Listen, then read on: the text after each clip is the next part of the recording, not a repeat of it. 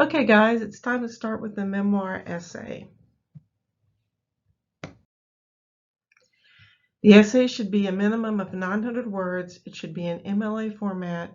It should reflect an important event in your life, typically taking place in no more than 5 minutes.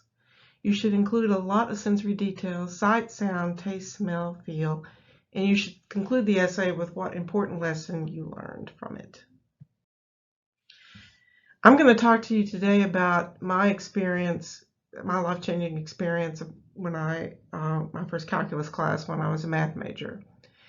So it's about when I was a freshman in college. I was a math major.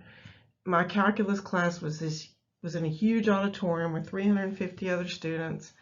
I was from a small town and I wasn't used to being in that kind of class before. When I opened my first test, I had a full-on panic attack, which I'd never had before, and my mind went completely blank.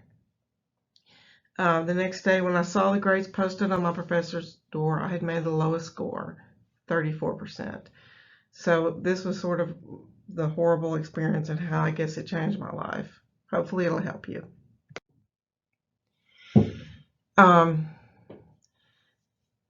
What happened was that night I'd spent hours on my calculus homework. One problem in particular took 4 hours. And the next day when I sat in class trying to be invisible, the professor asked for volunteers to work that specific problem. And it turns out I was the only one who had done it correctly. So I got to go down in front of everybody in the auditorium and solve the problem on those big blackboards that they used to have. And as I say, it was a great experience. It turned out to be the last time I felt good about a career in math. In spite of my ultimate failure as a math major, the experience proved to me that if I don't give up, I could find the answer to a problem, and that not all answers come easily.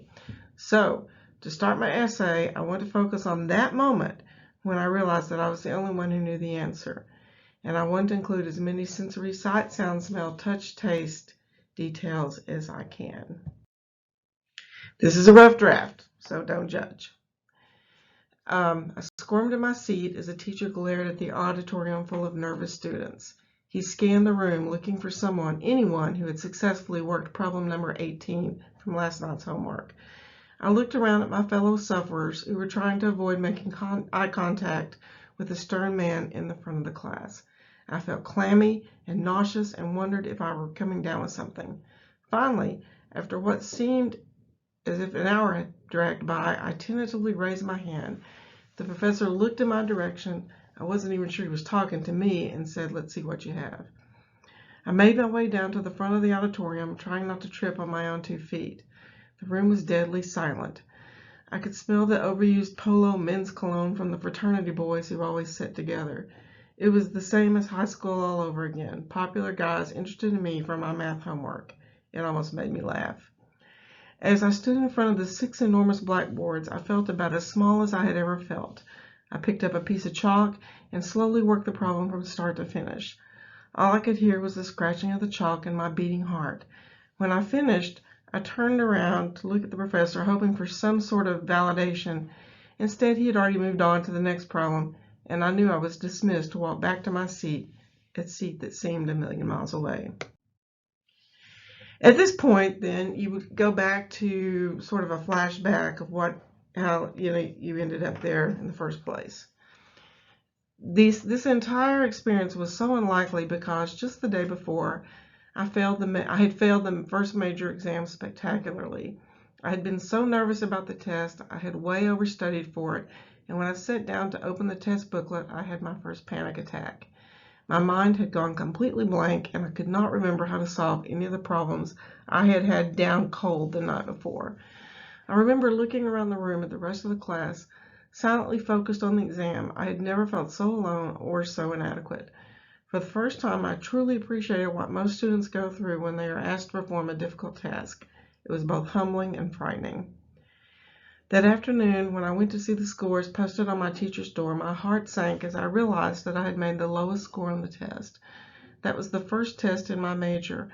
I had no idea what my future career would be. That night, as I struggled through 4 hours of calculus homework, I rehearsed the conversation I would have with my parents about changing my major. Being the only one in the class who was able to solve the hardest problem gave me the courage to stay in the class and in my major for at least 2 more semesters. But that experience of knowing the answer was my last good moment in calculus. I finished the semester with my first D. I took calculus again the next semester, but my heart wasn't in it. Even though most people would consider the overall experience a failure, I learned a lot about myself from that day in that class.